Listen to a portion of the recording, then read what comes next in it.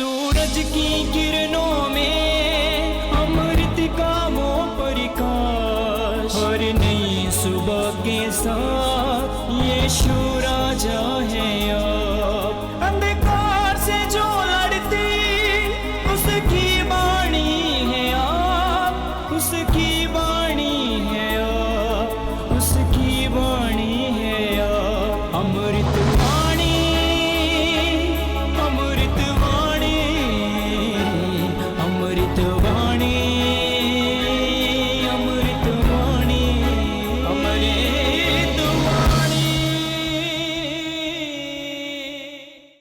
Yoshua का ग्रंथ अध्याय 3 पद संख्या 7 से 11 और 13 से 17 तक। प्रभु ने योशुआ से यह कहा, मैं आज से इस बात का ध्यान रखूंगा कि सभी इस्राएली तुम्हारा महत्व समझे और यह जान जाएं कि जिस तरह मैं मूसा के साथ रहा उसी तरह तुम्हारे साथ भी रहूंगा। तुम विधान की मंजूषा ढोने वाले पुरोहितों को यह आदेश दोगे, जब तुम लोग यरदन नदी के तट पर पहुंचो तो नदी में ही खड़े हो जाओ। इसके बाद योशुआ ने इस्राएलियों से कहा, यहाँ आओ और अपने प्रभु ईश्वर का आदेश सुनो। योशुआ ने कहा, अब तुम जान जाओगे कि जीवंत ईश्वर तुम्हारे बीच है और तुम लोगों के सामने से कनानियों को निश्चय ही भगा देगा। समस्त पृथ्वी के प्रभु के विधान की मंजूषा तुम लोगों से पहले यरदन पार करेगी। 12 व्यक्तियों को चुन लो, हर एक वंश में से एक व्यक्ति को। ज्यों ही समस्त पृथ्वी के प्रभु के विधान की मंजूषा ढोने वाले पुरोहित यरदन नदी के पानी में पैर रखेंगे, त्यों ही ऊपर से बहने वाला पानी थम जाएगा और ठोस पुंज जैसा हो जाएगा। जब इस्राएली अपने तंबू उखाड़कर यरदन को पार करने निकले तो विधान की मंजूषा ढोने वाले पुरोहित उनके आगे आगे चले।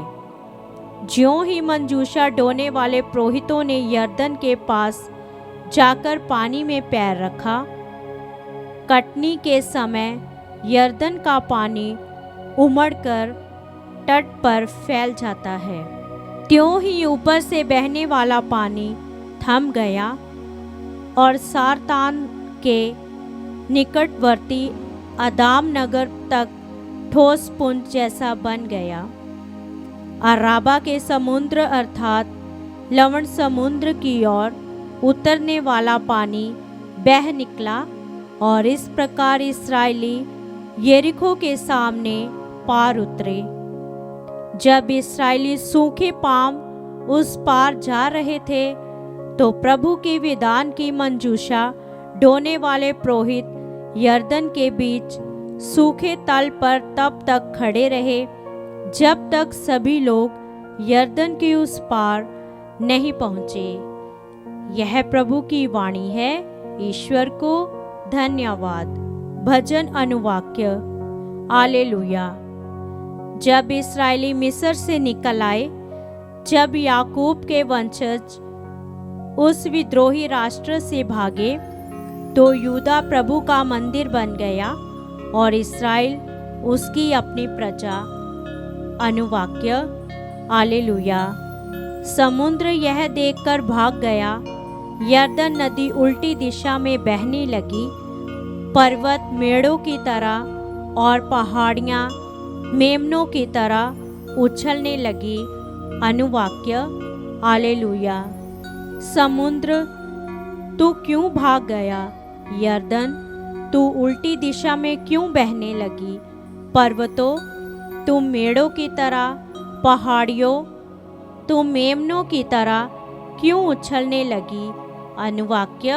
हालेलुया। जय घोष। हे प्रभु, अपने सेवक पर दया दृष्टि कर और मुझे अपनी संहिता सिखा। हालेलुया। संत मत्ती के अनुसार पवित्र सुसमाचार अध्याय 18 पद संख्या 21, अध्याय 19 पद संख्या 1। तब पेतरुस ने पास आकर ईसा से कहा, प्रभु, यदि मेरा भाई मेरे विरुद्ध अपराध करता जाए तो मैं कितनी बार उसे क्षमा करूं? 7 बार तक? ईसा ने उत्तर दिया, मैं तुमसे नहीं कहता 7 बार तक, बल्कि 70 गुना 7 बार तक। अपना ये उद्देश्य समाप्त कर ईसा गलीलिया से चले गए और यरदन के पार यहूदिया प्रदेश पहुँचे। ये प्रभु का सुसमाचार है। क्रिस्त की जय।